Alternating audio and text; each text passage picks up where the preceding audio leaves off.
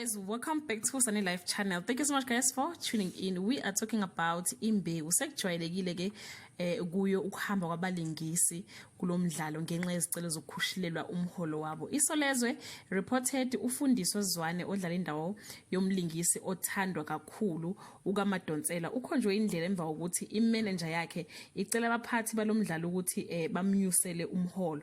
Kube sekuvela indaba zokuthi ke uBrenda Mhlongo wedlala indawo kaZodwa with the Queen and wekade edlala futhi unkosikazi kaJack Mabaso kwiGeneration uyena ozovala isikhala sikafundiswa.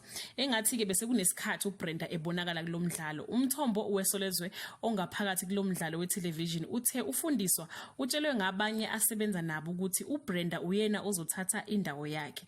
Ufundiswa ulandela uNgcolosi noPrenav nabo okubiwe ukuthi bayawushiya lomdlalo Imbewu. Abembewu nabakwa eTV isolezwe lizamile ukubathinta kodwa kuze kwashaya isikhathi sokushicilela bengakaphenduli.